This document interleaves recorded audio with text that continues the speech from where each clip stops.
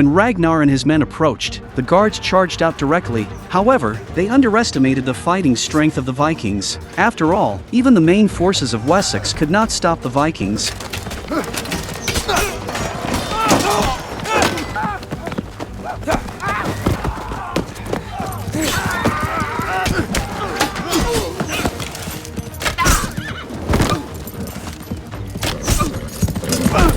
Soon, they slew all these guards. Could be a trap.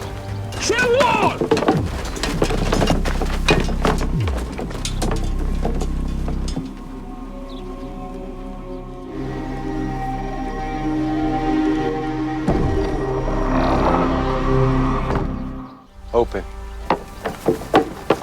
After they entered the church, they found out that there was nothing here. When Floki was about to get angry at Athelstan, he immediately pointed out where the treasure was hidden. But when everyone went over to check, all they saw was an ordinary table. Then Athelstan told them that the treasure was hidden under the floor. Next, they saw a secret door. They hacked open the floor with their axes, fully revealing their greedy side. Later, they began to search every corner of the church. They found a group of civilians in a cellar, none of whom escaped the Viking massacre. This fully exposed their plundering nature. Meanwhile, Ragnar, while searching the rooms, found a little girl.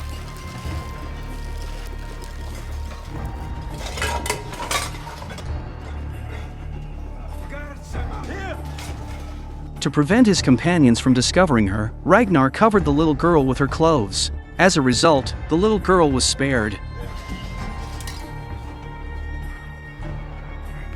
Athelstan met another young priest in a room. Then he axed him to death. Looking at the body on the ground, he seemed to say a complete farewell to his former self.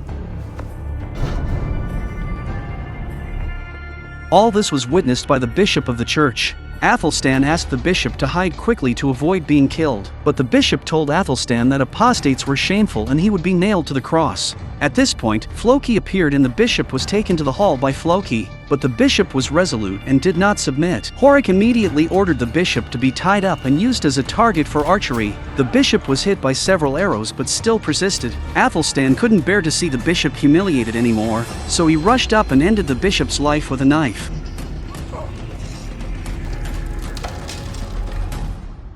Soon enough, Ecbert found out about what happened at the Winchester Cathedral. Having already lost half of his forces, he had to arrange for his own bishop to negotiate with Ragnar, buying time to recruit an army for himself. On the other side, the Vikings were reorganizing and resting at their camp. King Horik was curious how Ragnar found England, a land teeming with gold. Ragnar picked up a piece of earth, indicating that this was the real treasure. The soil here is very suitable for growing crops. If all the Vikings can come here, no one would starve. At this moment, Ecbert's bishop arrived outside the camp. He shakily told Ragnar that King Ecbert wants to know how long they intend to stay. Ragnar bluntly told him they plan to stay here forever. If their king wants a truce, it depends on what benefits King Ecbert can offer. The bishop heard of the possibility of a truce and immediately stated he would convey this to the king. As they were leaving, Horik killed the bishop's attendant.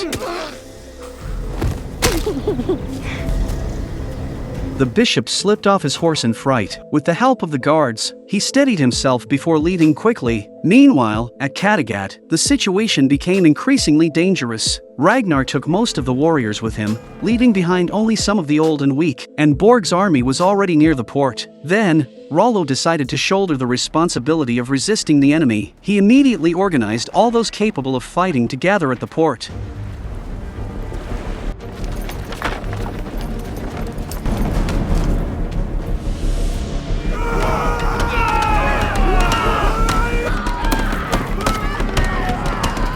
Facing the fierce onslaught of the enemy, the villagers showed their determination to resist to the end. Rollo led his men, taking up all available weapons to confront the enemy. During the fight, the disparity in strength between the two sides became apparent, with the villagers gradually falling.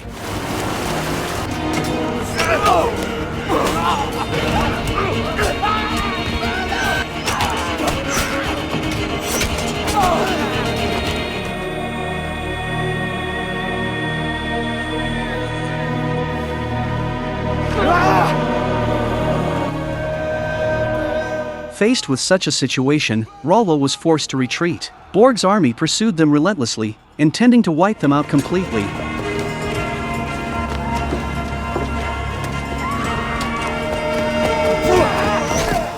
Using the cover of the fence, the villagers erected the defense line again. They used arrows to stop the enemy's pursuit. Borg used a shield wall for defense, but they quickly began to counterattack. The villagers' defenses were continually broken through, and continuing to fight would not change the outcome. At this point, an old man told Rollo to get the men out of here quickly. He told Rollo fleeing was not shameful and the primary task now was to protect Ragnar's family. Rollo obeyed him, and the old man would buy time for everyone to retreat.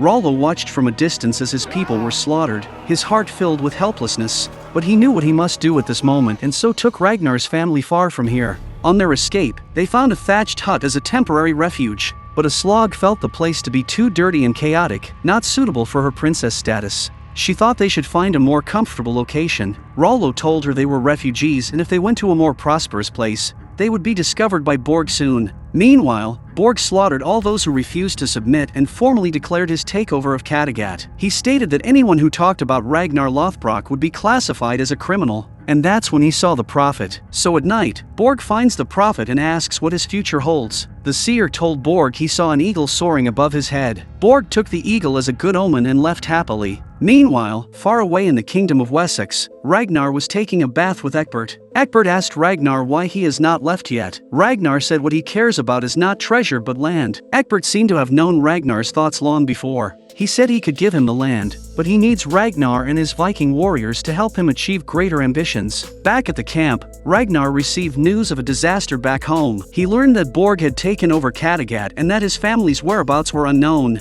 Upon hearing this news, he felt as if he'd been plunged into an icehouse. At this moment, Lagertha also received the news. Bjorn thinks Ragnar will have his revenge, so he and Lagertha discussed preparing to help. It turns out that after parting ways with Ragnar, Lagertha took her son to Scandinavia. She married Earl Sigfrid, who had a violent temper. He often hit Lagertha, but for the sake of her son, Lagertha had to endure. Don't! I am your husband!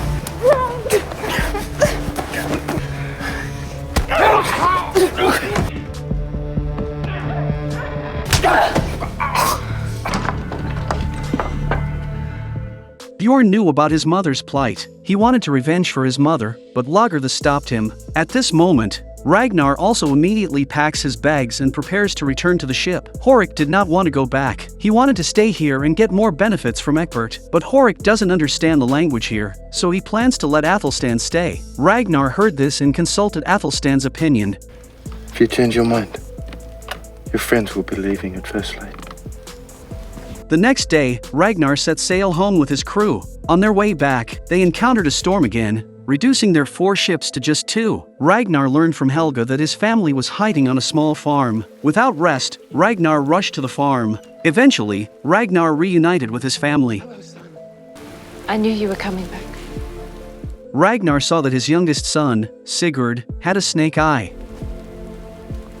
Aslaug thought it was a curse, but Ragnar did not think so. At night, Rollo found Ragnar to discuss the matter of reclaiming their territory, but due to the loss of part of their combat power in the storm, they could not compete with Borg. All they could do was wait for Horik to return from England and join forces with him. Ragnar's return also exposed their location and Borg planned to lead a team to kill Ragnar himself. Soon an army was nearing them, making everyone very tense. But when they clearly saw who it was, Ragnar sighed in relief. It turned out to be Lagertha and Bjorn coming to help. It's been a long time. I brought these warriors to help you. And you are. When this is over, we shall have many stories to tell.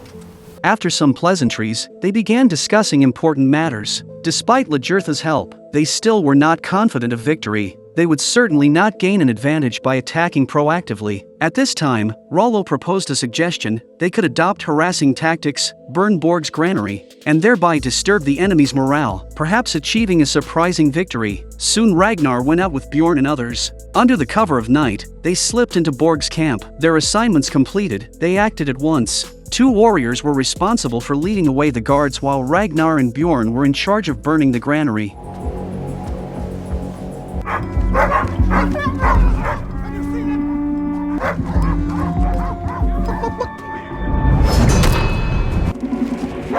Stop!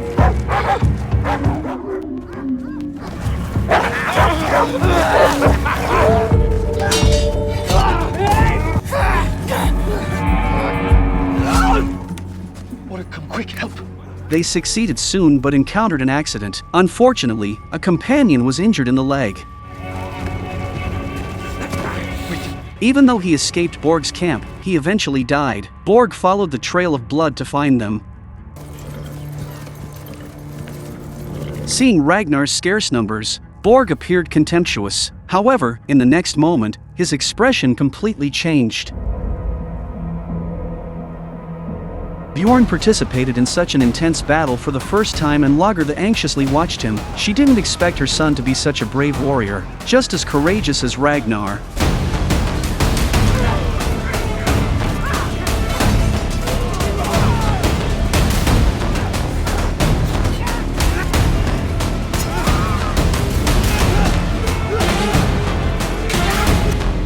In the melee, the 2 leaders unconsciously stared at each other. Borg suddenly ordered his troops to regroup, preparing for a new attack.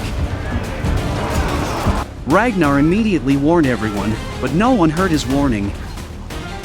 As Borg's troops rushed over, their formation fell apart. Ragnar quickly stepped forward to protect his son, and Bjorn stood up again. With everyone's cooperation, they soon reversed the situation. Ragnar rushed towards Borg, with Rollo covering him from behind.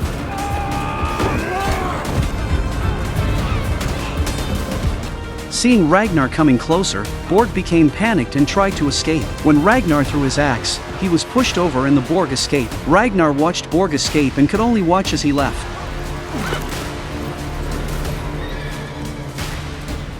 Ragnar led everyone back to Katagat. The tribesmen were very happy to see him back and moved forward one after another. The first thing Ragnar does after he comes back is to liquidate the traitors, and those accomplices will become sacrifices to the gods. When Rollo swung his sword, Ragnar stopped him because Ragnar wanted Bjorn to do it.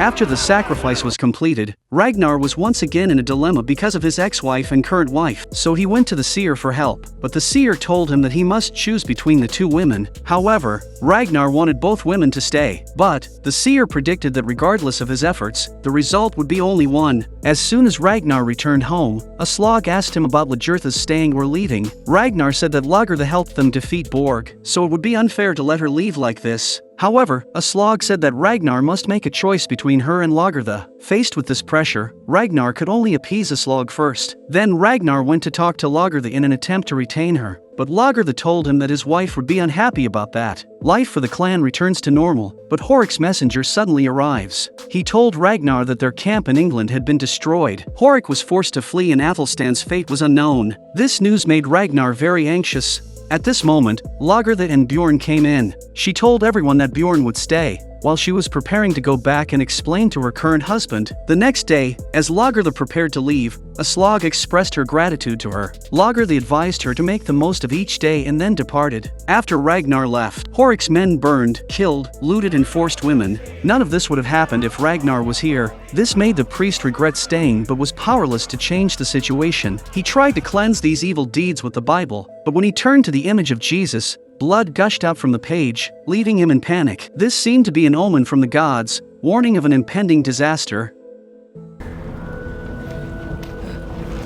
Ecbert also learned of Ragnar's departure and saw this as a perfect opportunity to counterattack. The Vikings remaining in England were swiftly besieged by Ecbert's men. Fortunately, Athelstan escaped their siege.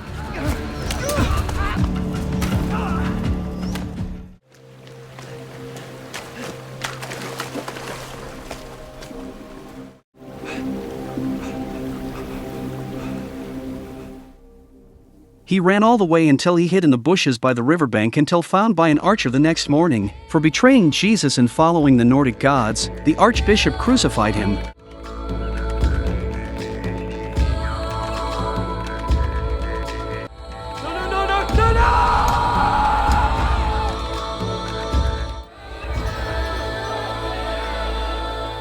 In his despair, Ecbert appeared. This gave him a glimmer of hope for survival. Ecbert thought he was still valuable, so he let him continue to live. Soon a nun found Ecbert. Her husband had been abusive to her because he suspected her of infidelity. She hoped that Ecbert could seek justice for her. However, Ecbert asked Athelstan how the Vikings would judge the situation. Athelstan said that if the other party was a free person, they would believe her words and make a decision in her favor. Ecbert was surprised when he learned that the Vikings would protect the free people. In the end, Ecbert declared the nun innocent. In this way, Athelstan survived in Wessex. Ecbert's son found him and invited him to the upcoming Mass. At this time, Athelstan seemed to see a miracle. The mother of Jesus suddenly appeared in his vision. When she got closer, Athelstan discovered that it was the nun he had saved before. She came to express her gratitude to him. During the Mass, Athelstan's mind became unusually hazy.